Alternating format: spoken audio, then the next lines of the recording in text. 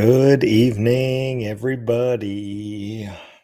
Instagram's always my first feed to fire up here. I see a bunch of people joining already. Facebook, LinkedIn, YouTube will be right behind. So hold tight, all you IG people. Hey, everybody. Happy evening. I am Nick Slavic. I'm the proprietor of the Nick Slavic Painting and Restoration Company. I'm also the host of this show, Ask a Painter Live. It is a weekly live Facebook, Instagram, LinkedIn, YouTube show, and has been going on for almost 9 years weekly. We are on show number, what show are we on here? 456. This is the 456th week that I have broadcasted uninterrupted. Ask a Painter Live is a show about the life of a master craftsperson, somebody who deeply cares about coding science, application techniques, tools, things like this, but also a paint business entrepreneur about the psychology of leadership and management and running a paint business, the financial side, and things like that. Tonight, we are continuing Mastering the Basics series. We are bringing this thing to an end very shortly. We are on the 7th show, LMA, Lead, Manage, and Hold Accountability. Next week's show, Personal Development, air quotes, why you're the problem, is the final content show of Mastering the Basics. Then we do a wrap-up show where I'll summarize all of the shows, briefly hit on each of them, and answer any of your questions about anything. Proven processes, SOPs, estimating, production, marketing, human resources, financials and goal tracking, leading, managing, accountability, and personal development. So, folks, listen, you're not going to get any stuff like this anywhere else. This is coming from somebody who is doing this right now. I have nothing to sell you. These are resources from my $3 million painting business that's going on right now in Minnesota. Today's Thursday. We work a 4-day work week, so this is kind of our Friday. I left my office at 5, had dinner with my family, hung around for a little bit, got ready for this. Ask a Painter. I have Entrepreneur Friday where I do all my fun entrepreneur stuff on Friday. Monday morning at 7 a.m., I'll be back in the office running my paint business. This is my professional passion in my life. I absolutely love doing it. What's even better than that, I'm a servant leader and I love sharing with you guys because in turn, I meet a lot of great people. I make a lot of friends, and then you give back to me. I give back to you. We all give back to the industry. So we have a brand new PCA event, Painting Contractors Association. The PCA of a nonprofit that is 140 years old, of which I am the board chairman right now. We have a brand new event this year, and this is one I have been itching for years. Craftsmanship and Painting. Annapolis, Maryland, April 8th through 10th. This is coming up. I mean, we're talking a month away here, folks. We are going to the deepest part of the craft. Tools, equipment, coding science, application. I'll show you a little bit of the schedule here, but you want to hang out with Zach Kenny? You want to hang out with Christian from Moose Painting? You want to hang out with other master craftspeople from around the United States? This is the place to do it. And I have a link in the show notes here. Schedule. There's already the schedule, the speakers, and everything lined out here. Color theory, science of paint. Panel, the art of craftsmanship. Zach Kenny, ever heard of him? He's going to be there too. Maximizing profit, minimizing cost. Financial workshop for craftsmen. That sounds awesome, right? Decorative finishes 101. Secrets to flawless finishes every time. Plastering tools, techniques, tools, expert advice. Historic preservation, polishing your craft, sanders, and surface prep. Absolutely amazing, guys. Essential skills and techniques for wallpaper, transformative tones, unlocking the secrets of staining and dyeing, secrets, practical tips for high gloss finishes, and ideas with the Craftsmanship Forum, folks. I mean, come on. This is stuff that is near and dear to my heart. I come from two separate places of the industry, a master craftsman and also a paint business entrepreneur. I am both of those things mushed together. So all of the business focused events that the PCA does just itches a scratch that I can't get anywhere else. And then you have the craft side of this thing. So I would urge you guys, please go to the PCA website now, sign up for this sucker. It's a month away, folks. I know all the painters in the United States wait for the last second. I'm telling you, folks, if we want to be better paint business owners, better master craftspeople, we need to lead, we need to manage, and we have accountability, which is the show tonight. We need to plan out a little ahead. We need to vision a little bit, and we need to get these things on the calendar so that if we're going to leave our business and go to Annapolis, Maryland in a month, it should be planned. You shouldn't make your decision 3 days beforehand. So there you go. Artisan Edge US. It is in Annapolis, Maryland, April 8th through 10th.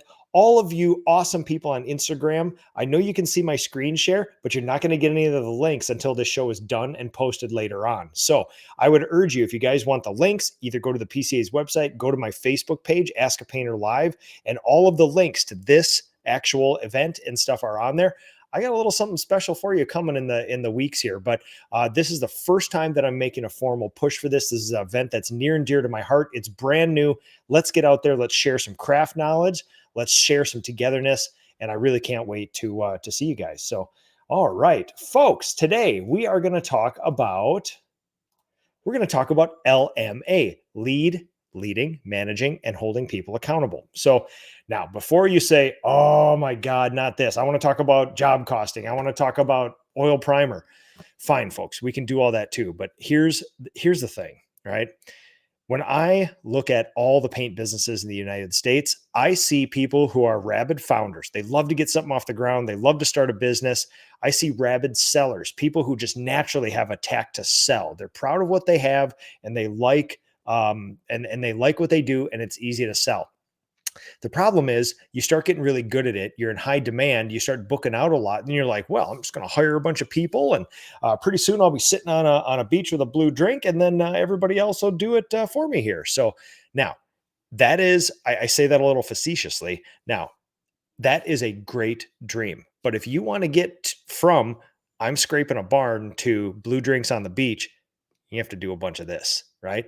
And if I'm being honest, the reason why this show is one of the most important ones for me in the series, Mastering the Basics, is because there were at least two major times you could actually graph my progress of top line revenue as my business grew. Twice it's slightly leveled out a little bit, then went back up. That slight level out is a plateau. We stopped growing at the same rate. Both of those times were because my ability or inability to do this, LMA. And I have had to develop my skill as a manager and a leader, mainly a manager over the years here. It is with great pain that I did this. I am a very capable person, but my personality dictates that I am not naturally able to do a lot of the things that good managers do, right? So a good manager is somebody who is patient, asks a lot of questions, has some standard business hours, loves micro accountability, anticipates problems before they get there. I am a founder. I'm a scaler. I'm a generalist. I like doing lots of things. I like offering quick solutions. I'm not very patient. I don't ask very many questions. But here's the deal, folks. Guess what? That's not up to you. It doesn't matter if you don't like it. It doesn't matter if you're not good at it. That's what your business needs. And that's what I'm here to tell you this evening. And if you take nothing away from this entire conversation tonight, I will say you are going to be held back by this. And it is one of the hardest things you will ever overcome. There are so many amazing master craftspeople out there. There are so many amazing leaders, founders, scalers. There's a middle portion. There's technicians, there's managers, and there's leaders. That gap of managers, most of the people who own and operate paint businesses are not great managers, but it's what every single business thrives on and has the ability to grow because of sooner in their life. So if you're going to be a single owner operator, you can learn a lot about this. You lead, manage, and hold clients accountable. You can do this with your personal life, your family, your friends, things like this. There's lots of great humanistic lessons in here. Just because you're never going to have a whole ton of employees doesn't mean this doesn't apply to you. It's a really interesting thing, and it's been one of the hardest things that I've ever had to do to overcome. So let's dive in, everybody, and get rocking and rolling. We love talking about what do you charge for X. We love talking about where do you get those leads. We love talking about paintbrushes and scrapers and sprayers and spray tips and techniques and coatings and all this stuff. We sometimes forget that, yes, we are a painting business, but we are a human business. We win with humans. All of our clients are humans. All of our employees are humans. All of our subcontractors, humans. All of our leadership team, humans. And being a service business, we serve humans. This isn't a factory that turns out a product and we ship off and we never see the end users. We are in the end user's house. So remember, I got raised in Trades version 1. Trades version 1 is where old grumpy dudes yelled at young happy people, and then the young happy people leave the trade. The old grumpy people commiserate, where's all these young kids? They're all stupid and lazy. And I know that's not all of them. I know I know that's not everybody in the trades. The problem is it's everybody I knew in the trades, and it was my own boss who taught me this trade, my father in this. Old grumpy guy, I'm sure he meant well, but all he did is scream better and faster, never any feedback, never any questions, never any patience. Gave me quite a work ethic, but it didn't set me up to run a paint business very well. So, trades version one, that's old grumpy men yelling at young people. Trades version two, if you're having trouble finding and keeping humans, it's probably because you're not managing them well. It has nothing to do with pay, I'm guessing. It has nothing to do with benefits. The work is actually very satisfying. The problem is, folks, when people leave, I would say it's probably 70% personal chaos in a entry level employee's life. 30% you haven't set up to win. So why do I go through mastering the basics? Why do I give you that guide, steps to professionalization? Because in order to make this work, and if you are a good manager and you want to manage humans the right way, you need to do everything in the recent shows that we did, starting with step one. You need to get SOPs. Then you got to get an estimating system down, then a production system down, then a marketing system down, HR, which is one of the most important things for LMA. And then you got to have financial stuff. You won't even get a chance to manage other humans if those things aren't solid in your company. And it's very important. So, okay. Technician versus manager leader. Hit that one. Traits of a good manager. I'll remind you of this later. Consistent, not extreme. That's a very big one, right? Us business owners love to burst into the office Monday morning, say everything changes today. I got a new app. We got a new process where I changed my logo. We're going to start doing floor coatings. And meanwhile, your employees are like, oh, dude, we're already stressed out, and you just keep changing things, right? Consistent, not extreme. You need to be a little inspirational too, right? I truly love my job. That is a competitive advantage. And I make sure I let people know that you're never going to find a boss who likes their job more than me. That's just a fact. It just is what it is. You got to have the proper emotions, right?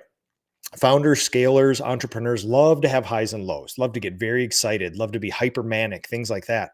If you want to be a good leader, a good manager, and somebody who holds other people accountable, you're going to have to be straight and narrow. You're going to be nice and consistent, not too high, not too low, just right there. You want to be steady Eddie because your people will feel that nervousness, that urgency, that emotion coming off you, right? You got to celebrate wins. There's actually a lot of people who are very good at this. I am probably the worst human on earth at actually celebrating wins.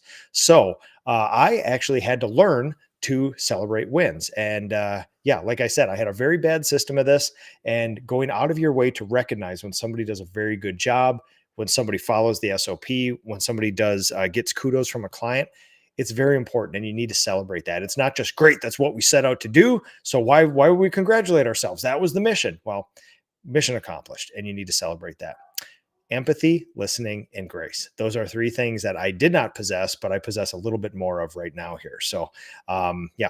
And then also core value violations versus technical violations.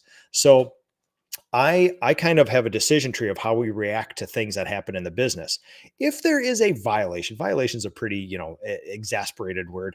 Violation could be there. I kind of break it down into like, well, how should a manager respond to this? There's a technical violation and a core value violation. A technical violation is I used the wrong sanding paper on something and something didn't turn out right. That person meant well. They just made a simple mistake. You got to lead with a little empathy and grace, and you got to, it's not what we wanted. It's easy to get mad, especially when you have to pay them to do a job they didn't do right the first time. But in the end, it could be a core value violation. On the other end, a core value violation would be somebody punching in at their house and driving to work when they're not authorized to do so, right? Stealing things from work, time stealing, things like that. I believe those should be met with swift, direct eye contact, no nonsense words. And if they're bad enough, fire people right away. If somebody violates your core values, it should be dealt with in the swiftest possible way possible. If somebody does a technical violation, uses a wrong tool, a coding, a technique, it should be met with grace and mentorship and things like that. MP painting. Do you outsource to employees for HR, or do you handle that aspect as a manager? Yes. So within my company, we are not big enough to have a separate HR person in-house. And if I'm being honest, I've looked into a bunch of these outsourced HR things. What HR, if you think you're going to pay somebody to solve a problem for you in your business, you are wrong. Every time I have tons of vendors, right? When I have a vendor, I spend about a quarter of the time I would have been doing the task anyway, holding them accountable, managing that relationship so that it actually gets done. So here's the deal with HR stuff. There's a whole bunch of legal stuff, but that's the easy stuff. You just collect some paperwork, make sure you're following the laws. What HR is constantly explaining and getting your people benefits, managing a PTO system, working with your time off. Time off is one of the biggest things an owner, a boss, or an HR person is going to come into contact with because it's what your employees care about. They care about their time off. They hold it as sacred.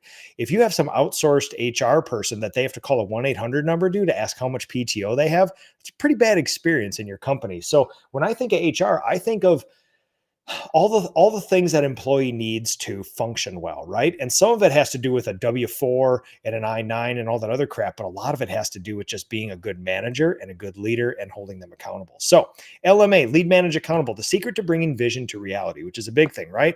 Us entrepreneurs, we love to make a big idea, get it out there, and then it fizzles out or doesn't work like we want, right? We lose interest. We lose all that energy. We're not integrators. We are the visionaries. An integrator is a manager. They get stuff done. They get traction to the ground. Here's the deal. I'm not naturally great at doing this, so I had to find a system in order to do that. And my system is a series of very brief, sporadic one-on-one meetings, some simple number calculation, and I had to really coach myself to listen, to be empathetic, and to ask a lot of questions. And we'll get to more of that later. You also need some data and feelings, folks. Right? Some people have a natural tact with employee humans. I'm going to be honest with you guys. Most of you, and certainly I did not, and it takes a lot of time to do that. So, if you have that natural tact, many things will work out for you. But it's still run on feelings. You need to have that data component of there too, which we'll talk about a little later. 70% of employees in the U.S. are unhappy in their jobs due to negative management. The vast majority of the workforce is angry at their managers, right? Stupid managers, meaningless meetings. All those things are cliche for a reason. There's truth to a lot of cliches like that, right?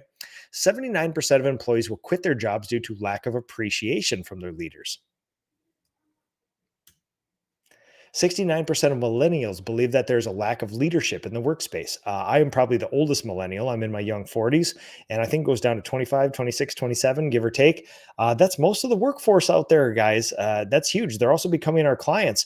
69% of all millennials will believe that there's a lack of leadership in the workspace, right? 83% of businesses say it's important to develop leaders. 69% of millennials believe there's a lack of leadership, but 83% say it's very important, right?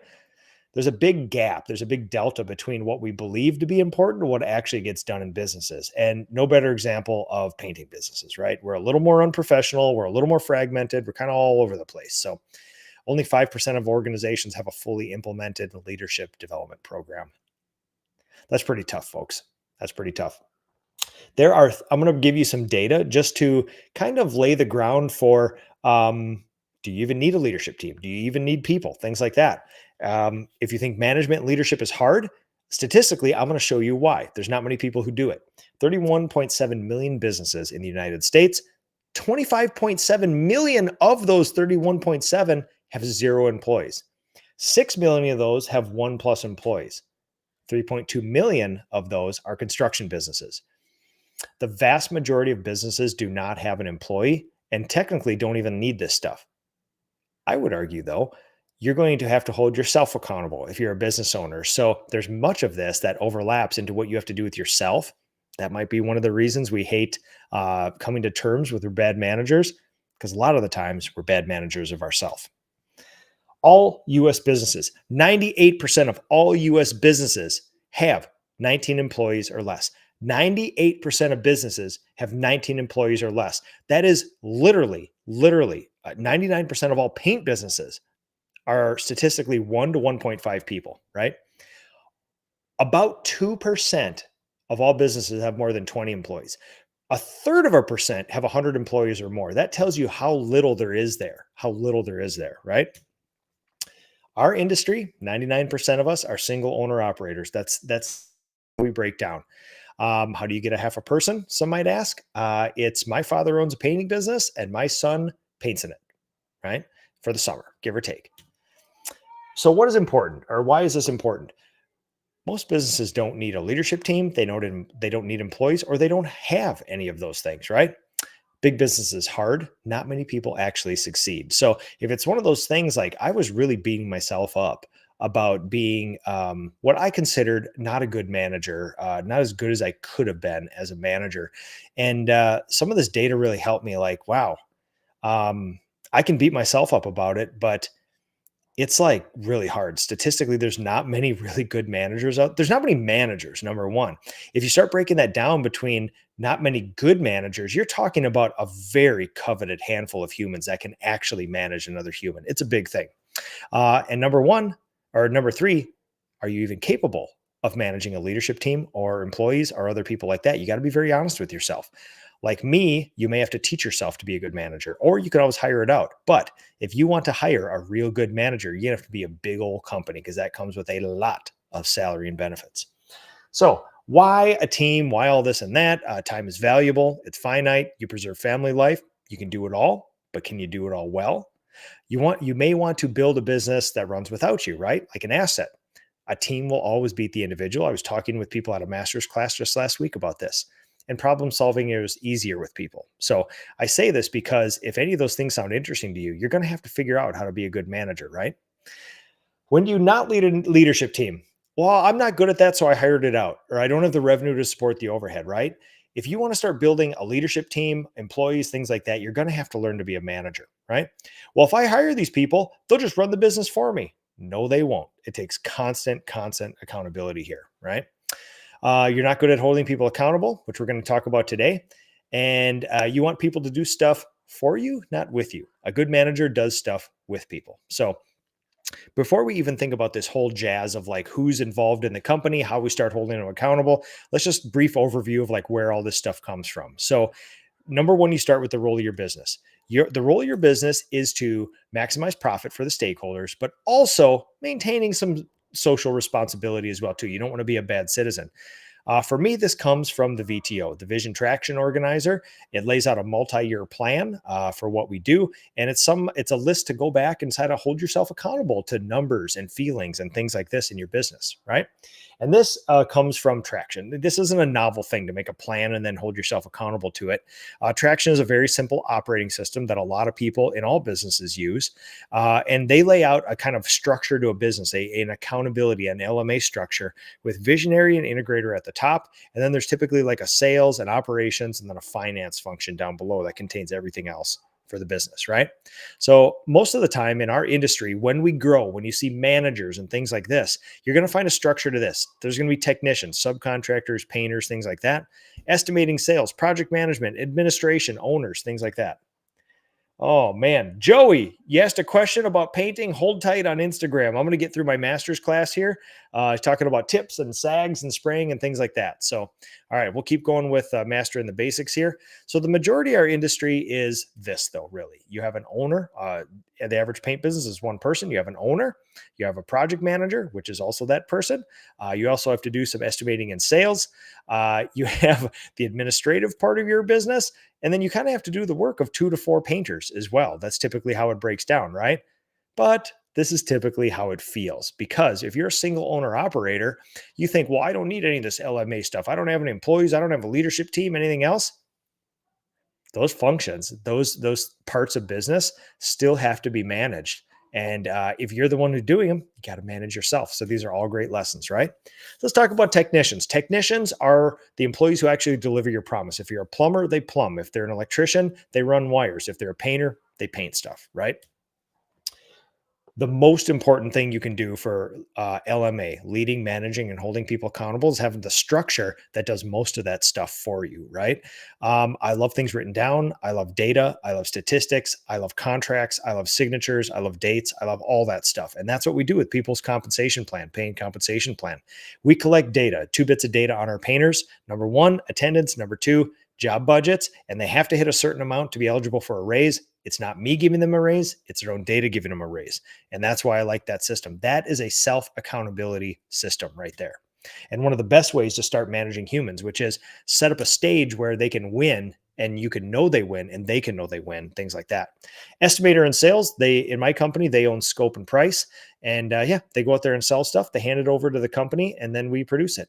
Our project manager, they connect labor, they connect the clients, and they connect materials and manages a process of dealing with and controlling things in there. Oops. Our coordinator does some project setup, some lead intake, setting up estimates, things like that, and then project closeout, invoicing, job costing, reviews, all that other stuff there. Every single one of these has a little bit of an accountability system, and it has something to do with our daily routine. It has something to do with their comp plan. It has a lot to do with their standard operating procedure and how the human above them manages them, give or take. So, and then the owner, of course, everything not included in those other people, vision, integration, the profit and loss, owning the profit and loss, LMA right there. Because typically an estimator is not there for holding painters accountable, give or take, in your company, minus a few special ones. Marketing, recruiting, onboarding, training, HR, legal, big relationships, creativity and logic, culture, R&D, and I believe leaders, owners, managers should also be exceptional at something, give or take. Now, there are some non-negotiables in order to make LMA, leading, manage, and holding people accountable, work, right? These to me are non-negotiables. And also, if it's not written down, it doesn't exist. So, job descriptions, pay scales, goal setting and review meetings, onboarding, training, and SOPs. If you are failing as a manager and you don't have any of these, you need to get these first in your company and functioning before you start seeing if you're a good manager or not. Even the best of managers will run into problems if you don't have these things. Okay. Okay. And remember, right humans, right seats. If you are not doing well as a manager, you're not getting good results as a manager, also look at the structure underneath. If you have all the wrong people in all the wrong seats, you will fail as a manager. Doesn't matter how good you are. If you have the right people in the wrong seats, if you put somebody who has a salesperson mentality in an estimator chair, that's going to be a problem, right? Right people, right seats is a big thing. So, compensation. This is another great way of holding people accountable, or at least creating a structure of accountability within a company, which is the legs of the table, the legs of the stool, production, craftspeople, the owner, estimating, all this other stuff. They all have to be holding up this table, right? And I believe the best way to do this is actually to align all of their pay and comp plans together so that they're all incentivized to hold this table up in the same way. They're all incentivized to win in the same way. You don't want one leg that wins and one leg that loses on something. Doesn't make for a stable table, right? So, talk about some habits of a leader and part of the team. So, when I think about types of habits of LMA, you can think about like strategic, campaign level, or tactical level. And I'll give you some examples of both. So, when you get to the top, the strategic level, right? We want to have personally, I want to have a freedom machine. I want to fulfill my purpose, and I want to have a pretty stable self, right? So, initially, sometimes we think about management as telling employees what to do. But you're missing so many levels, right? There's the visionary, the integrator, the owner of the business, giving structure to the business, giving accountability and leading and managing to the business. There's managers leading the technicians. There's technicians leading other technicians. But what you forget in all this is you, the person who had visioned this up, brought it to life, created these jobs, and is carrying this vision on. You need to make sure that you have a strategic habit. You need to start leading and managing yourself. And what you're seeing here is a spreadsheet of 8 very important areas in my life, leading up to what I believe my purpose is in life, backing it down to what has to happen this week in order for me to reach that multi-decade goal down there. Once that is set, now my business is just a cascading decision point off of that. Where does that fit in here? Is it a vehicle for freedom? Things like that. Strategic habits in your business outside of yourself. Remember,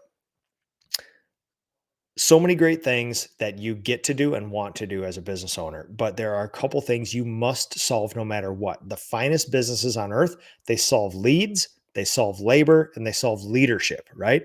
You need leads so you can sell your things to people, right? You need labor to fulfill that goal. You also need the leadership to make sure that these two things, the leads and the labor, all get done, right? So the people who can solve those 3 things will statistically have a much healthier business and better business, right? So then you think about down to the campaign level, things like an org chart. You mobilize resources to influence different outcomes, right? So now as the manager, you have this list of all these different tools in your toolbox. These are my humans right here. We're a service business. We do that sort of thing.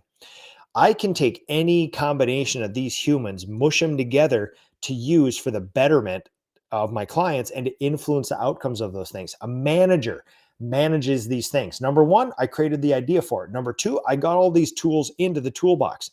Number three, I now manage the people who manage the tools in the toolbox, making sure that they're supported so that they can lead their people so that we can deliver on our promises to the client, right?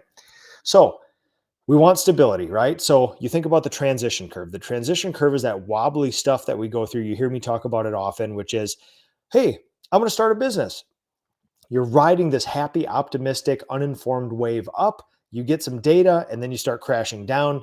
You lose a little bit of optimism. And then typically businesses take two paths at that point, which is they can crash and burn if they lose hope, or they can get some data. They can do this. They can figure out how to manage humans and then ride that curve up to informed pessimism. You're happy and you also have data back there as well too, right? So the campaign level habits, if you want stability within your company as a manager who actually manages the pay and comp of other humans, I believe there are a couple things that you can do to keep people statistically as long as you possibly can, minus or asterisk their personal chaos that would allow them to leave, and it has nothing to do with you. So if your goal is stability, I believe that there should be a couple things done. Three of them. I listed four from this management slide deck I made, but really there's three main ones if you want to keep your humans as a good manager. And this goes to the core of just not how you talk to them, but fulfilling a goal of theirs or meeting their wishes or their wants or their needs. Number one, pay them a lot. Pay them as much as you can while hitting the goals of the business. Have the happiest coworkers around there for them and remove as much stress out of their life. I truly believe that the work of a good leader, a good manager, and somebody who holds other people accountable is to actively work every day to remove the stress in people's life and find that fine line between meeting the goals of your business, but also just making your people's lives easier, right? You would want that for yourself, right? So down to the tactics, right? These are some very specific things I do. I wanted to give you guys some examples of like things I actually do in my business. When I say I lead and I manage and I hold people accountable, these are actually things that I do in my business. So I had a great Andre from Dallas, a paint business owner friend of mine, came up from Dallas, spent a couple days with us, and he actually came early to see my morning routine. On paper, it sounds like the stupidest, most boring thing on earth. When people see it, they are marveled at how simple and beautiful and how data-driven and how impactful it is to the business. It takes about 15 to 25 minutes a morning with my two project managers. We knock out of the park. So number one, what we do is we get into the office. We immediately look at Slack and our emails to see if clients or employees need anything, answer them immediately. That's good management. Don't leave people waiting, things like that, right? We then go down into the shop and we work with whatever crew we have scheduled for the shop. And we get on the whiteboard and inventory every job in the shop. And next to it, we make an hour by hour plan for the entire day about what project, what process gets done when and in what order. The shop crew then executes. They track their time for each thing. We then walk back up to the office and we open up our timekeeping app. We open up every project from last week, usually between 8 and 18 jobs, depending on winter, summer. And we go through all the time punches and make sure all the time is allocated exactly to that job. We have spreadsheets called jump sheets that keep track of all that, the budgets for our painters, the job costing, things like this. You can see how this stuff is all interwoven. Every single morning, we look at every time punch and add those in there if they're not already into the jump sheet. And then that keeps us a day by day summary of the hours that have been used on this job. Very, very important for everything because everybody's pay and comp in my company is based on those numbers. We then, as the operations manager, I stand above two estimators, an office coordinator, a project manager, and 25 to 40 employees and subcontractors at any time. Immediately after this first portion of the morning routine, I then jump into direct support of my people. Basically, if they got a question about a job, a ladder placement, things like that, I'm working with my project managers, my estimators, my team to answer any specific job questions like, hey, Nick, I've never estimated this before, or I've never coded this before. What should we do here? This is an interesting thing. Client wants us to do this. That's what I'm there for. And we're just supporting all of our people, right? The afternoon schedule thing is really cool. At 8 a.m. every morning, every crew sends in a project plan, what's going to get done today, percentage of the budget, milestones, what's our plan to get this sucker under budget. At 3 p.m., they all send in an update, which is basically we're on track and off track. Between 3 and 4, the afternoon scheduling thing, my team looks at all this data coming in. They look at the schedule to see if it's accurate, move things forward, move things back, make client communications, and post the schedule usually by about 4 o'clock every day so that when my people leave at 5, they already know where they're going to be the next day. Again, supporting your people, remove the stress in their life. If they know where they're going before 5 in the morning every day, you're going to remove the stress in their life and they're going to like it at your place more. One-on-ones are a big thing for me, and I've done just about every form of meeting, every type of meeting, every format of meeting you could possibly think of for my people. I've settled in on really um, casual, inspiring, upbeat, brief one-on-one meetings, right? Because I believe being a happy boss and supporting your people and just interacting normally is better than going through a rigorous one-on-one meeting where you're trying to squeeze something out of them. So I meet with my project managers once every 2 to 3 weeks formally. I sit there in the office with them all day. So this is not as needed as others. Every single Monday, I have 2 hour-long meetings, one-on-one meetings with my two estimators, namely because I like these dudes. Second off, because they're gone all week doing estimates. We don't really see them. And I really want that time to bond, to look them in the face and see how they're doing, see how their family's doing, and then see if we're meeting all the goals together and what I can do as a supportive operations manager to give them a hand. Yeah, I do my office coordinator. We average about biweekly, give or take. He's a remote college kid who runs the coordination for the company. And then there's another portion of this too. So sooner or later, if there's ever a client complaint where somebody questions your core values and it really like hits you in the gut, that's you lost somebody's trust. Sooner or later, somebody is the final backstop of all this accountability. We've all had it before. We work in too many houses, doing too many jobs. 2 times a year, there's going to be clients who are just angrier than heck at us, angrier than heck. And eventually, if it, certainly, they may do that to the painters. Typically, they don't, which is a good thing. They typically like doing that to the estimators or the project managers. They really end up being the lightning rod. And the clients will say some pretty nasty things to them, right or wrong, right? We're not perfect either. But I see the look in my team's face, and that's not something they want to deal with. Now you could say, well, that you're a manager, you need to take care of that. When things escalate to that level, as the manager, the operations manager, I step in and relieve them.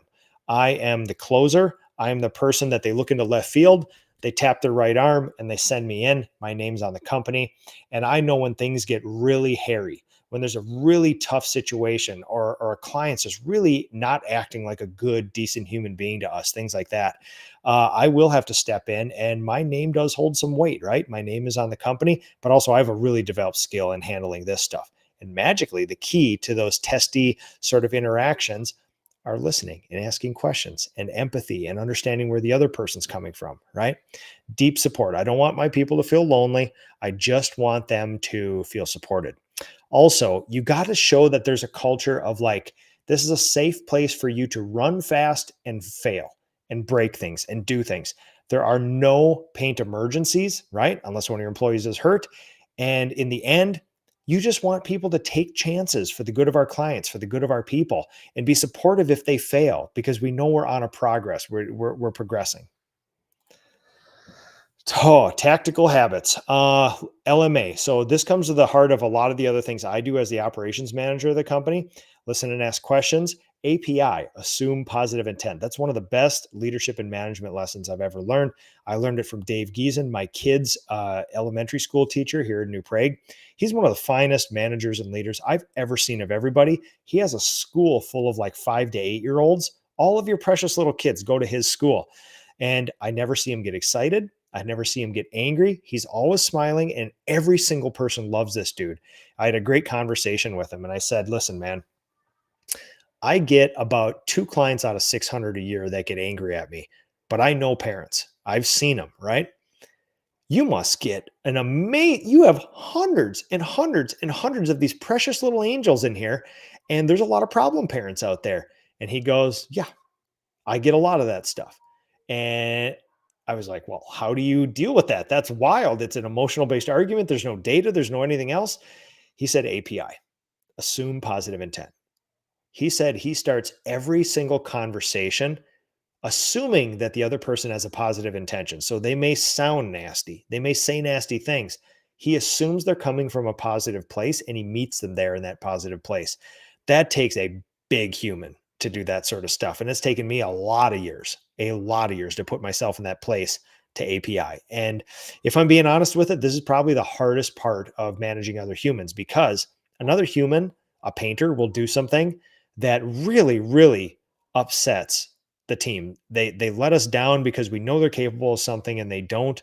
Um, that they didn't live up to their potential. They didn't get a job done that was super easy and it went way over budget. Now the client's angry and we've had these tense conversations and the painter doesn't get to see those. And it's easy for a manager of that painter then to get super angry and take it out on that painter, but that painter didn't see any of that stuff. So it's a very squishy, very tricky thing to stand there and be empathetic and listen and ask questions, assume positive intent. You got to be consistent with this stuff too. It can't be one of those things where, hey, I'm pretty good at all this stuff, empathy and listening, but once in a while I just fly off the handle. Nobody remembers the consistent good times then. They remember those times where you threw your coffee cup at the wall or something because you got so frustrated, right? Not the other times. Leading by example is a beautiful thing. So you can have your entire company start. You can mosey in at 11. You can bug people. You can not do much good work that people see and leave. And then you can say, hey, everybody, we need to be working harder around here. We should come in early, things like that. I know you don't have to do everything your people do, but there are some very bad examples of people not leading by example in the industry. So being a domain expert in your area, being very knowledgeable, being very supportive, being a good manager, being present, right? That's being a good example for your people. And sometimes you just need to be the better person when you're a manager. It's the hardest thing on earth, but don't believe me? Think about all those bad managers you've had, right? These poor people were probably ill-equipped. They've never been trained. Somebody hates doing that job, so they gave it to you as a test. You're now a manager. You've moved up. Really, it's a completely different thing than a technician. Just doing a job and not having it involve other people is the easiest thing on earth. You have to do a job through the agency of another person.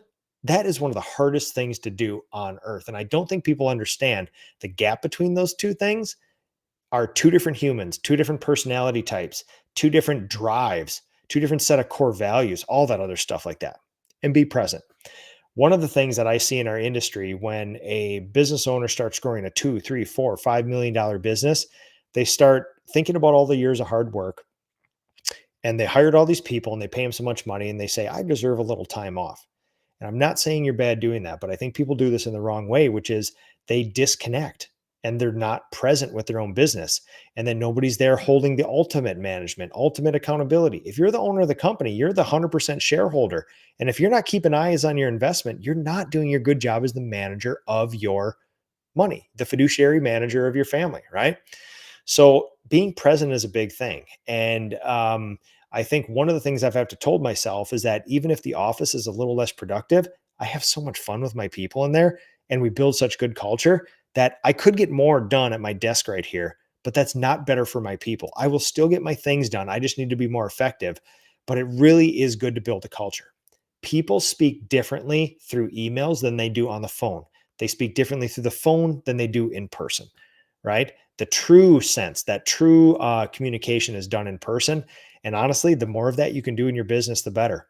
And I wish we had a bunch of work from home jobs and things like that. That would be great. I have my work from home Friday. There is actually one remote position in my company. There's a college kid who does all the coordination for my company. He works from his dorm, WFD, right? But that's it. I don't get that luxury. And honestly, this isn't me being boomerish and sitting here saying, oh, these kids need to go to the office. But I think about all the connections I've made, all the things I've learned from being in person with humans, right? I'm the board chair of a 140-year-old nonprofit, and we get together virtually 10 times a year for board of directors meetings. And they're great. We're very productive. But we also have these 2 in-person board of directors meetings every year where we're all in person. And we get so much more done. The conversations are so much more nuanced. People talk differently when they're in the same room with other people. And better yet, the culture is built. So I think about all the things that are lost by managers being not present with people. And yes, I know everybody wants to work from home. I know you save so much time. I know that a lot of the stuff we do in offices is a waste of time. The problem is when you run a really beautiful, lean organization like mine, there's not a bunch of extra humans anywhere, right? We can't afford one extra human who's not carrying their weight in the company. I know these big companies can get bloated. There's stupid meetings to think about meetings and management and managers. You don't know what they do and things like that. That's fine. That's all fine, but that's not what we do here, right? So being present is a very, very big thing, right? Shelton painting.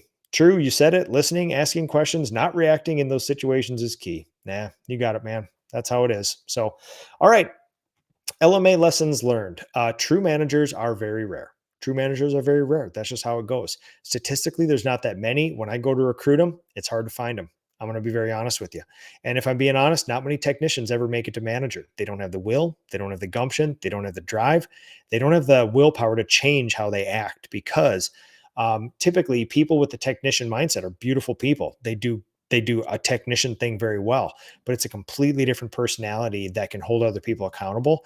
And I've seen a lot of people, even some low level managers, crumble under the weight of having to hold other people accountable to the point where they're suffering mental illness, right? So it takes a special personality and a mindset to do that because it can bring some people to their knees if they're not set up for it. So again, lead with empathy, API.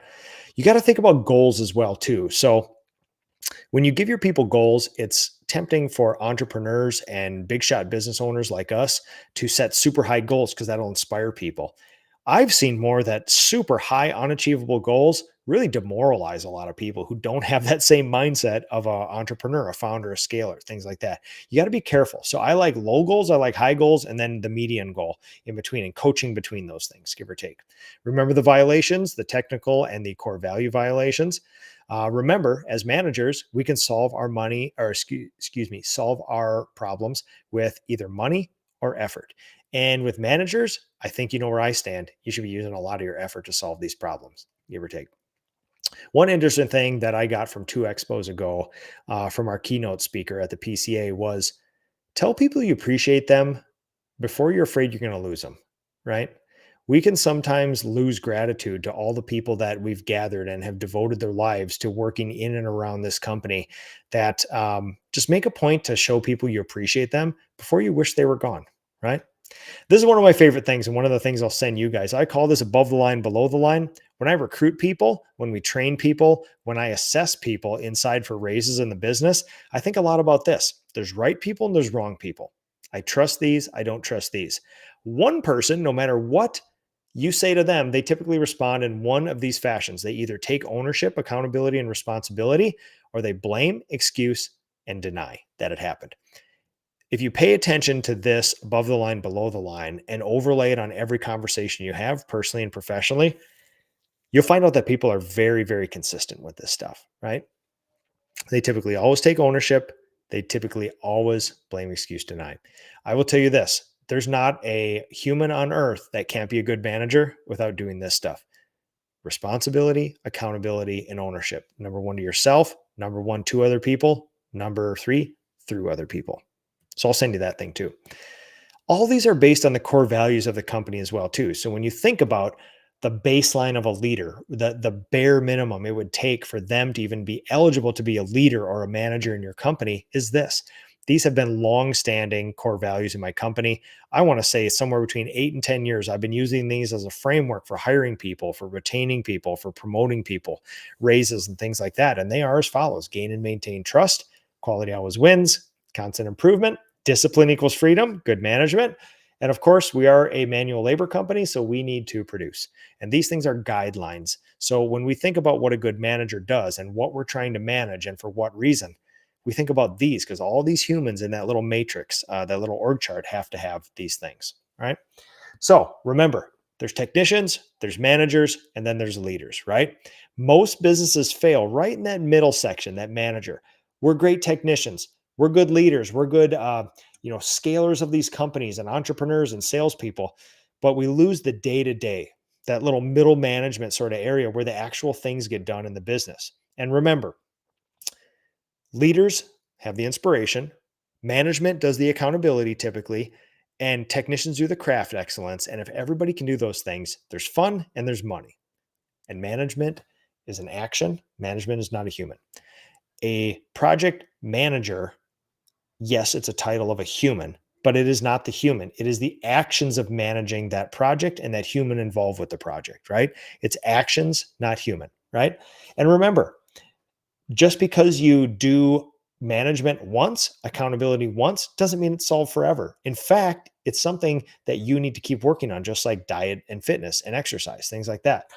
Humans move towards entropy. Entropy is chaos. All humans move towards this. We do, right? If there's no accountability, if we didn't need money, if we didn't need to be accountable to our spouse and things like that, we would probably act a little bit differently, right? That's how humans work. All humans and systems need a manager and accountability, no matter what they are. Even if you're only a shareholder in your company, you need to be managing your money and you need to be looking after your investments, right? You also have to remember with management, and I made the excuse me.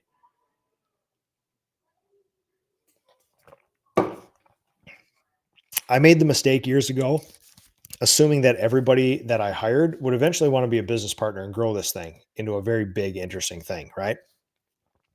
Um, you have to understand that not everybody's like you, right? It's an obvious statement. Not everybody's motivated by what you do, motivated like you. Not everybody has the developed skills like you or want to have developed skills like you.